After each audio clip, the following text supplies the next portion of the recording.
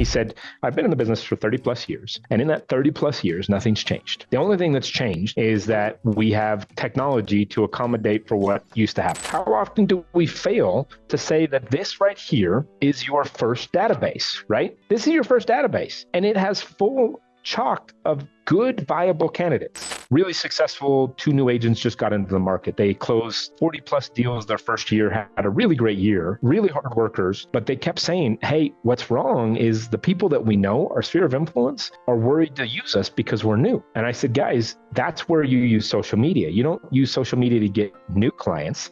You use it to reinforce your success for people that already know you. And I think that was imperative for them to understand and actually put into categories. So welcome back to our Successful Agent series, where we feature real estate agents doing big things in real estate. In each episode, we cover the starting point of their real estate journey to really understand what it takes to build a real estate business from the ground floor to the penthouse. And today we sit down with none other than Brian Burds, the top real estate agent in the El Paso real estate market. This man is on billboards, on TV, on radio, and everywhere in between. So it's no wonder that he sells hundreds of homes every single year. But with that being said, we know that his business didn't start out that way. So I'm going to ask him how he got started into real estate, what his first transaction was, and what he's presently doing in his real estate business to be so successful. And what you're also going to hear is the blueprint to use in this current real estate market and how to actually succeed in this tough real estate market. So I really hope that you enjoy listening to this Successful Agent. Welcome back to our Successful Agent series. Today, I have a very, very special guest. His name is Brian Burds, an absolute legend. And when I say legend, that is with a capital L. So an absolute legend in real estate.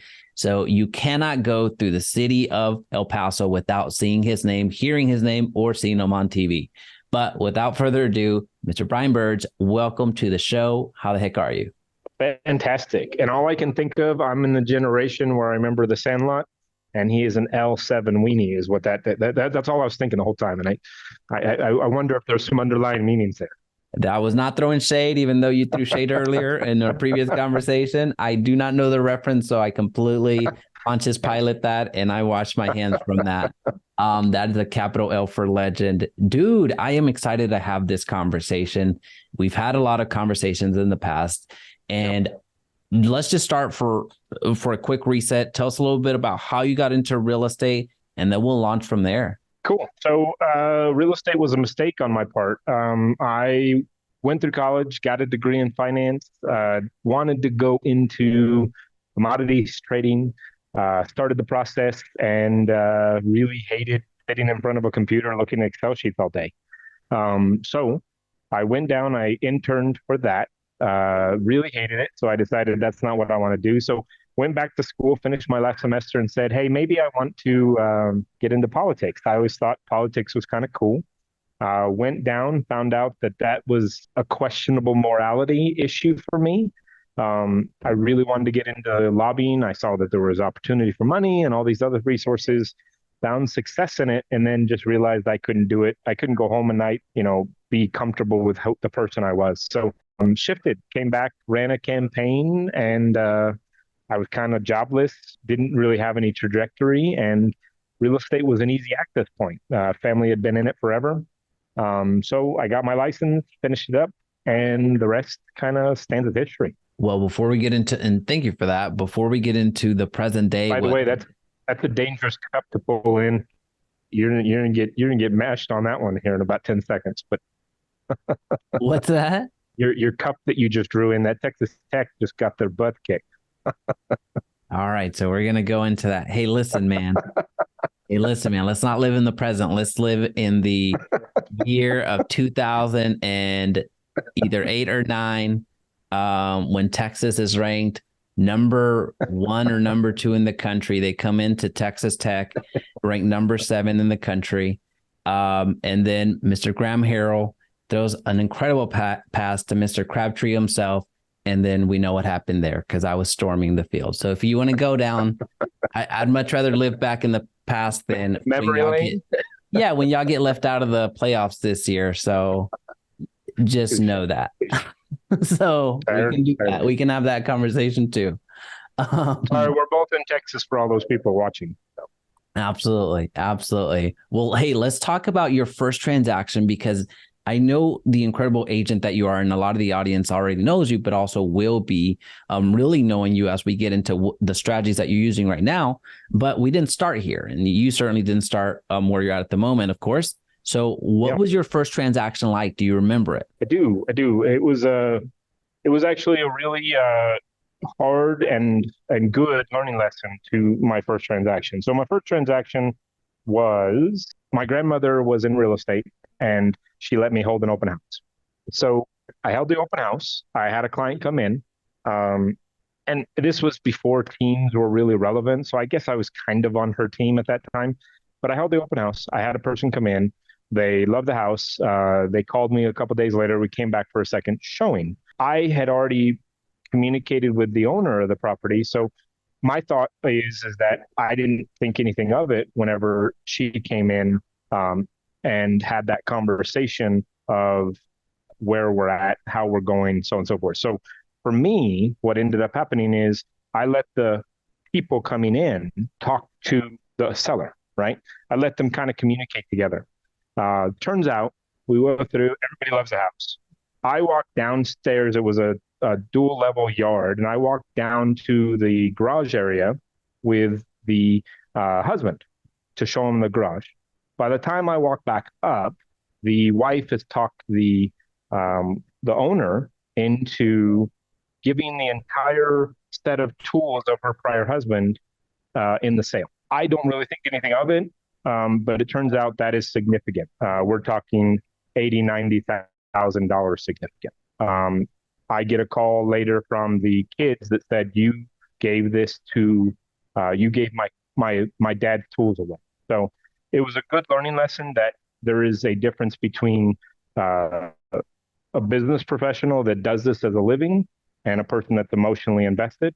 She didn't want the tools anymore because they were her husband's. And that's what ended up causing us a lot of havoc. Ooh. Well, that stinks. It changed my perspective, right? And it was my first transaction, so I think it gave me a really good perspective. Man, so after that, you put everything on paper, huh?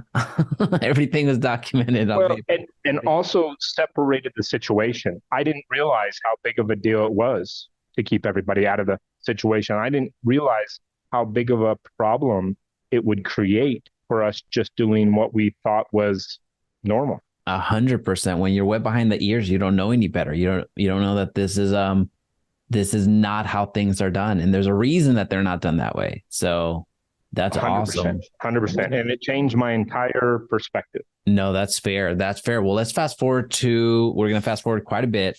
How long ago was that? How many years have you been doing this? 19. I think I'm going on 19.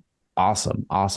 So as far as what you're focused in right now, tell us about the infrastructure. I know you're going into a brand new space, just incredibly sized space, but tell us how you're structured right now. And then we're going to start wrapping our arms around the different parts of your business and kind of how you're building that. Okay. So there's two sides of that equation. The first side of the equation is I've gotten into multiple facets of the business. So I have a large property management company that I have partners with. I've created a downline. I owned a brokerage for a long time, and that's kind of what changed the perspective of the way I looked at things. I didn't like the way the brokerage model worked, so I had to find something that kind of accelerated everybody else at the same pace that I was accelerating. So that's why I moved into the model of an EXP model where I was able to help everybody rather than just helping myself. Okay. So when that translated, now I've created a pretty good, healthy downline in my own market. So we're moving into a new space that will have a couple different things. My property management company will move back in there. My team, which currently consists of about 35 people, will move in there. And then I have a subsection team that is kind of like an entry point that will also move in there. That's about 10 members. And then we have our downline that will also have access to this building. So yeah, we're moving into a nice big space. It's about 7,000 square feet, really open air, collaborative kind of space, which will be really exciting. We're going to set up a whole new podcasting equipment, stuff like that. So really excited about the space and really excited about the opportunity. That's fantastic. So you mentioned that, when you own your brokerage, is a huge brokerage and you do a lot of volume. You've sold thousands of homes or are selling hundreds of homes every single year. What would you say is the biggest catalyst for that happening? How are you driving in so much business, and also how are you able to track all that business? So I'm a systems guy. I like systems. I like to know where, what, when, how. So that's been really my bread and butter over the years, finding what methods to use. So initially, I mean, we used Excel. Then it translated from Excel into we use CTE. Calvin's great. And then we shifted into, now we are a avid user of Sisu.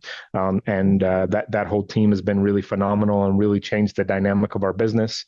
So that's where we kind of supervise the whole transactional detail. And then we manage our stuff through a healthy CRM. We use Sierra Interactive that manages all my own business. And then our downline uses KV Core or Chime, or I think Chime changed to Lofty. So, I mean, we changed a few things around, but I mean, we do spend some money on systems. I mean, that's a healthy part of our business because it does scale our business. It allows us to scale. So I hope I kind of answered that question. no, that absolutely does break it wide open, especially when you're looking at hundreds of transactions consistently, just actively. You're managing so much, contracts going in, contracts going, let me rephrase that. Yeah, well, contracts going in, getting ratified, going out, like actually getting out of contract and everything in between. So there's a lot of things going on. And you are one of the most, when you say systems, I've had an opportunity to see them up close. That's actually kind of how we met, where you're one of the most relaxed and most even keeled, most, I'm not saying you don't have stress, but you certainly don't show it with the amount of business that you have, where just a small demonstration that you did whenever we met in your phone, just with one click of a button, 30 different things happened. A text went off over here, an agreement gets signed over here, a agent goes and opens the door over here. It's just incredible. So that is an understatement. But let's talk a bit about how the present day, where is your business coming from? And when I say you, I mean just how is your team generating the business? Is it sphere of influence? Is it paid advertising? Is it a combination of organic and paid? What does that look like? Yeah, so most of our stuff is organic. Now it is getting organic, meaning that it is our repeat SOI or PCSOI coming back to us, but it's also people that we've been engaged with in the marketplace through billboards, through radio, through TV that are coming back to us because of that relevant factor. We do a lot of outbound calls. We're also very engaged in our presence online. The only real paid advertising that we do pay for is we do Google local service ads. So that is a paid service. It's organic / paid. So that's really the only real outpaid resource that we're paying for. Now we are a flex team. We became a flex team about a year ago. Little love, little hate. It's a resource that we use to benefit both our downline and then benefit our current team. But I actually am reluctant because I think that Zillow is making some moves that will eventually change the dynamic of the business. So I want to make sure that our business is organic more than anything. And what I look at Flex as is an opportunity that in 2 years, those are my clients and you can't touch them. I signed an agreement for 2 years and that's it. So all those clients are now mine for future. Now, that is not true. I didn't fib to you because we just started a relationship with realty.com and our lender, which is just started last month. So that is a paid service that we do a co-market with. Those are really soft leads, but we're figuring that out. We're working through that dynamic. So that is a new paid service lead. And we needed more leads down the pipeline is what we needed. So we feel that same thing. My database has grown to 70,000 people over 18, 19 years. And we work that data bank on a regular basis. So we have people coming in and out all the time. Well, this is the real reason that I brought you on to the show, Mr. Brian Burds. So I'm going to get my pen And I'm going to get my notebook because this next question is really why I invited you all together. So with new agents that you bring onto your team, what does your onboarding process look like? What are the things that you're asking for them to commit to consistently to get them from 0 to 1 as quickly as possible? Not necessarily for you, because I know you're already retired. I'm half kidding there, but you're doing well. Let's just say that.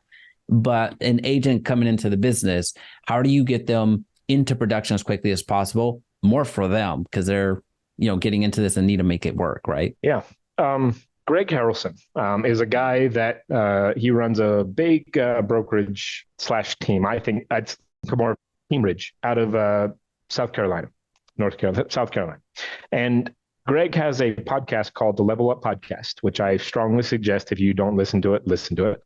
But Greg said something that really triggered me a long time ago. He said, I've been in the business for 30 plus years, and in that 30 plus years, nothing's changed. The only thing that's changed is that we have technology to accommodate for what used to happen. So his example was 30 years ago, I had to hire 3 people to dial phones while I was talking to a client to pass me on the next phone.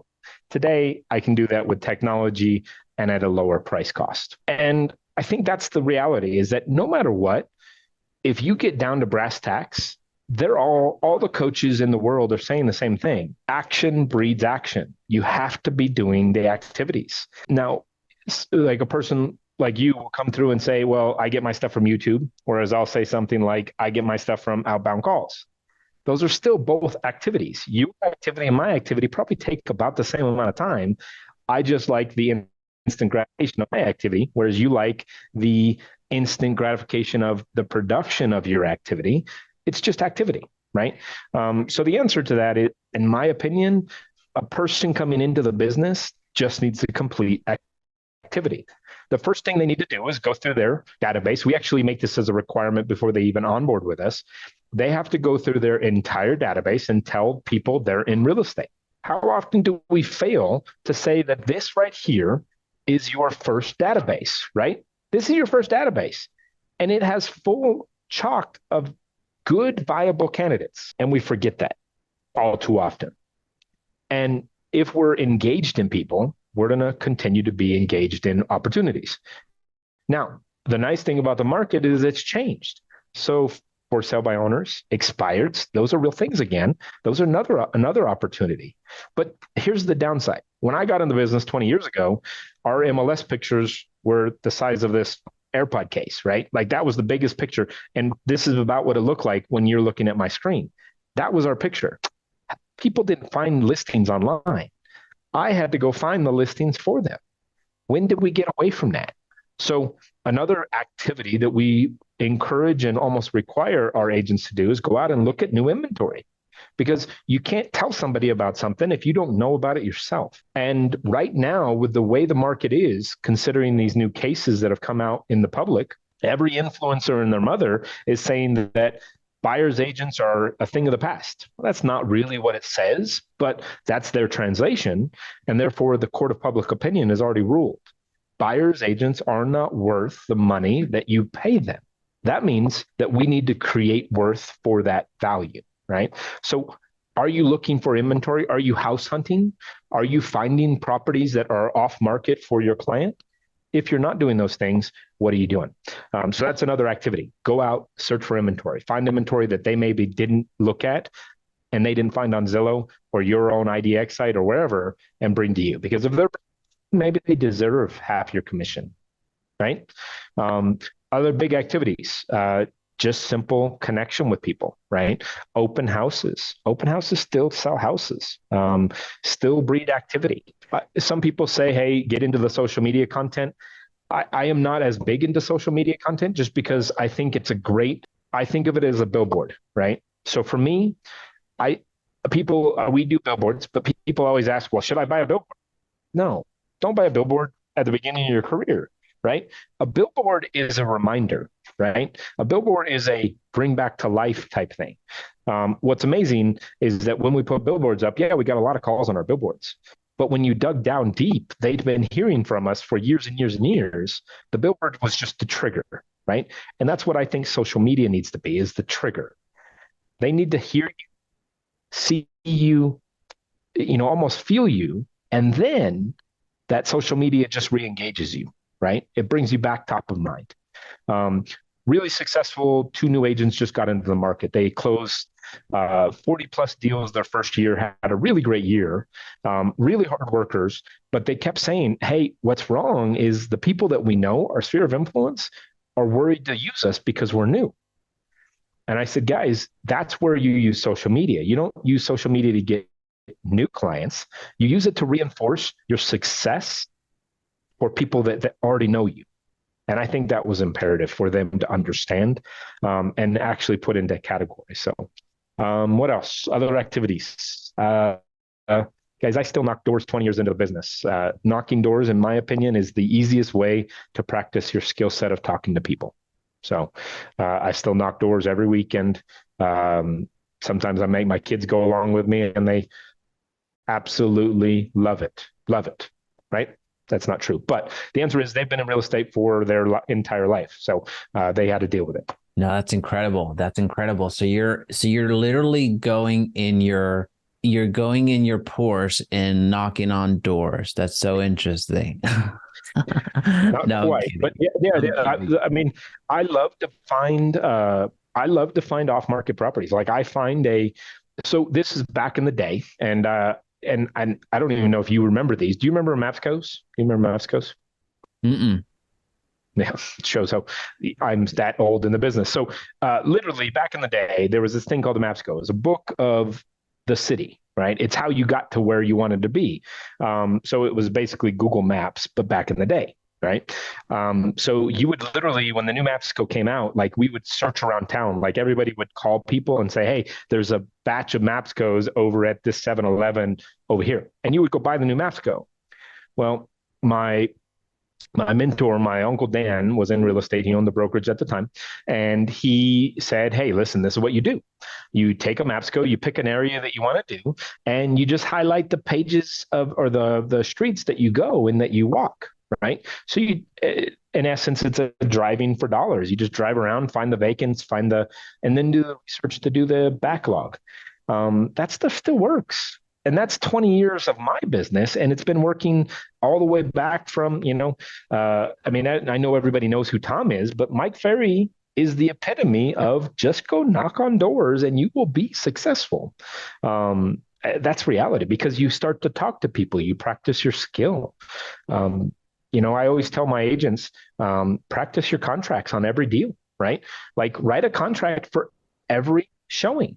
And they're like, but that's a waste of time. That's a waste of paper. No, it's not. Because I will tell you this, is that if you walk into an appointment with a contract that you need to present, what are you going to rely on? You're going to do some research on the property. You're going to do some research on how long it's been on market, the value of the property, everything else. And then you're going to know how to prep and present a competitive contract. Practice it. You can protest this or not, but there is a GOAT in my mind, and he will always be the GOAT because he was the one that practiced the most. There was an old story. It was in his he put this in his documentary, but it talked about how Michael Jordan would show up so early to the stadium that he would literally see the way they shuffled the cards, and he would bet everybody because he already knew the answer. Right. The point that everybody said, well, he was cheating. No, he wasn't cheating. He was just so well practiced that he was able to win without even blinking an eye. That was the way I took it. And that's the thing. You practice 100 times, you're going to get better at it every single time. Mr. Beast just said this just recently. He said, you're going to get 0 video or 0 watches on your first video. You're going to get 0 watches on your 10th video. It's not till something catches and your 100th video that it matters, right? And you just get better and better and better over time. It's like, that's the answer. I mean, if you go back to Mr. Beast's first videos, the guy who has a $1 billion YouTube channel, but yet he had 0 views on his first channel, his first watches. So it just takes time, takes practice. No, I like that a lot. So one of the things that digging in here for a quick second, actually stepping back for a quick second is a better way of saying it. The activities that you shared are, I mean, they're timeless, as you mentioned, and that's great. But one of the things that I've personally struggled, especially as I'm setting things up, and when I told you I asked you specifically to get, I meant it.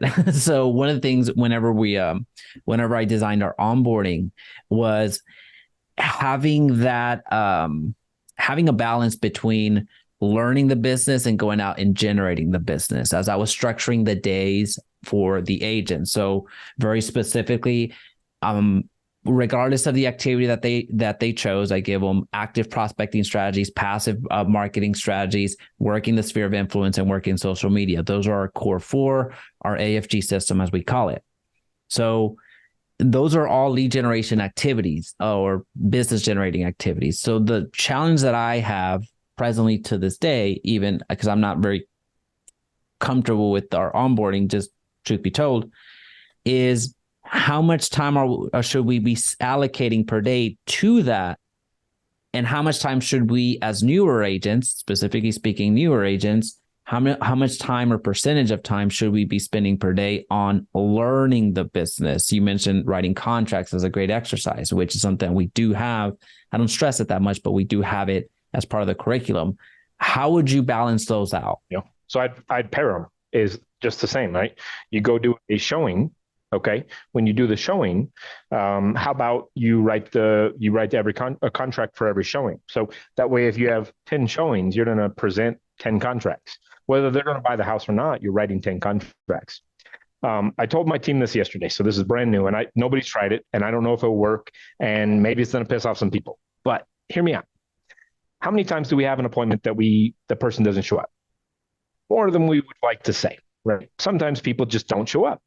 So what if, and this is curious, right? What if, Jaime, you went out to a showing, client didn't show up? What do you normally do? You're like, oh, I'm going to go grab some coffee, relax, caught up on some work.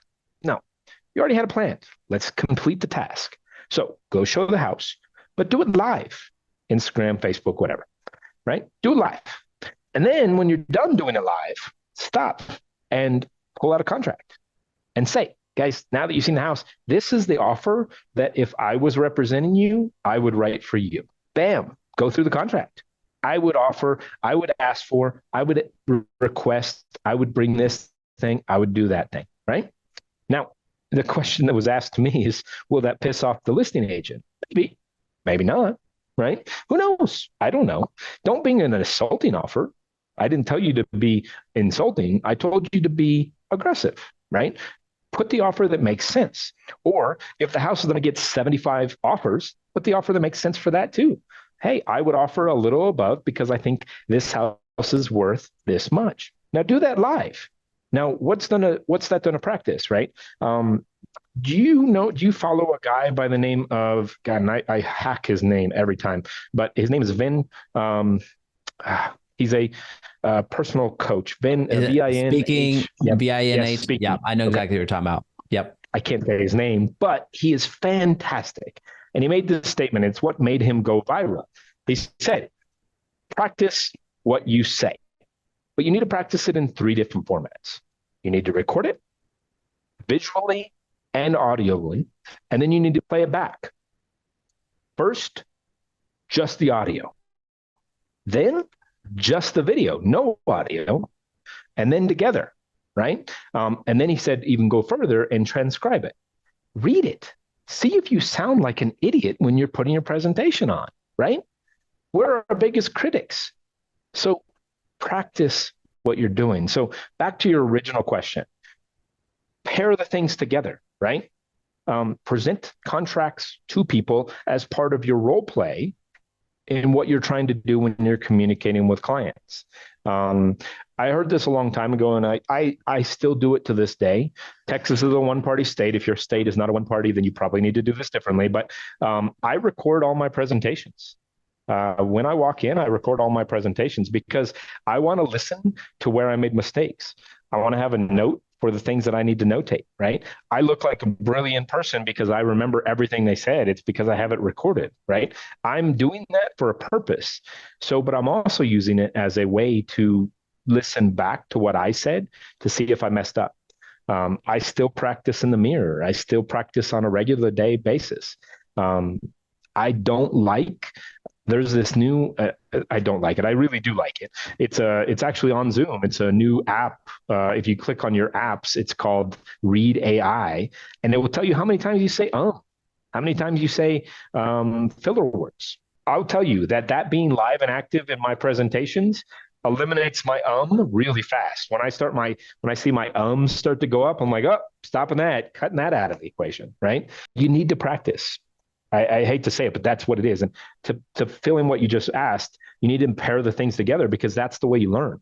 Listen, the easiest way to learn a contract is to teach a contract to your client. That so I got a lot from that, but two primary things, and thank you, by the way, because again, it's something that I'm presently struggling with, even though I revisit that curriculum more than I would care to admit. Reason being is because, you know, we obviously know that the failure rate in real estate is abnormally high. So anything that we can do as leaders and, you know, folks that, you know, a lot of people place trust in you and partner up with you. Same with me. So there's an element of, well, I don't want to say guilt, but there's an element of onus that you're like, well, this person didn't make it. What could I contribute more? You know what I'm saying? I see you nodding your head. I went through a vicious cycle of that. The new app, the offboarding section is like it's like a nightmare. And I think that this virtual mindset that a lot of us have adopted and taken on has one falsity, and it has one big epic failure. People still want community, right? And we think we can create community through Zoom or through Facebook or whatever, but I don't think that anything will supersede just picking up and asking about the person. How are you? What's going on? Where are you at? How's that? Right? Because loyalty will still fall true no matter what. And the one thing that you have to sometimes have is the ability to be able to tell people, hey, I'm here for you. And what are you having trouble with? Because sometimes you talk contract, right? Like if you try to teach a contract, I start to gloss over like, whoa, right? It's boring. You know, I have to go through the train the trainer and all those classes. Oh my God, like they're boring. And I got to figure out how to make this exciting. And we get mad because then you go to the academy or you go to these training courses with individual instructors and you're like, all he did is tell me stories. Well, he did that because he wanted to keep you awake, you know? And so it's a very fine balance between that. But community is key here, is that just getting them engaged. And the other thing, and this is something that I've recently come across, and this is something I think really helps others. When I speak, like everybody that's watching this, they're going to walk away with 10% of what I said. If they write it down, maybe they'll walk away with 30% of what I said. But if they come back and teach it to somebody else, they're going to walk away with a lot more. And I think that's what's really imperative here, is that you come back and teach it to somebody else. So even finding newer agents that are seeing some success and having them teach newer agents or older agents for that matter, that content gives them a sense of, hey, I needed to learn this. This was shocking / not really. But I always hated people showing up late to a meeting. Well, an easy way to make them not show up late to a meeting is put them in charge of the meeting, right? Amazingly, they show up on time. Why? Because it meant more to them than it did whenever they were coming to listen to me. No, that's good. That's good. I just added that one as my next point. So we have I'm not going to say we have a robot. Yes, I'll be honest. I really do think we have a robust group training, but the whole concept of that last part that you just mentioned of having somebody that will turn right back around and teach them. And I think it was actually Ed Milet who said something to the effect of, gosh, I'm going to butcher it, but you're somebody that just came out of a situation or just learned something is the most qualified to teach somebody right behind them because they just went through it. He said it much more eloquently, but that's something that is so true. So true. Brian, I need to be super respectful of your time because I know you're going to send me an invoice. That's just how you operate. You're going to just charge me a lot of money for this time. So let me ask you this. I'm kidding, obviously.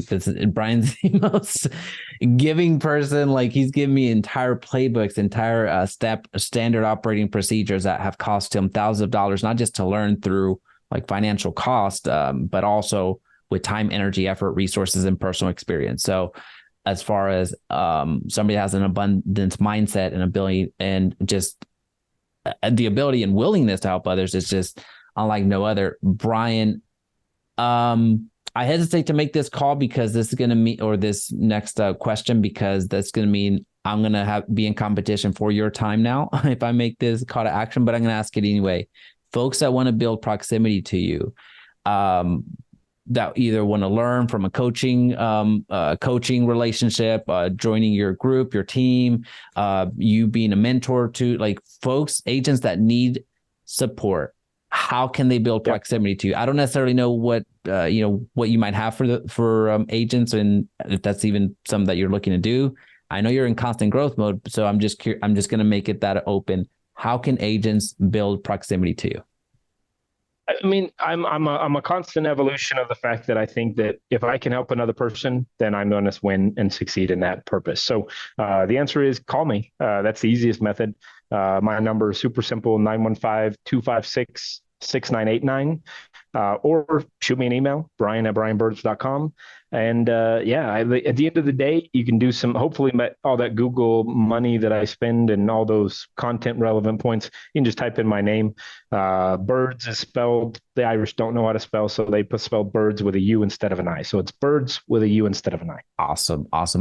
Brian, thank you so much for your time. Really appreciate every time we have a conversation.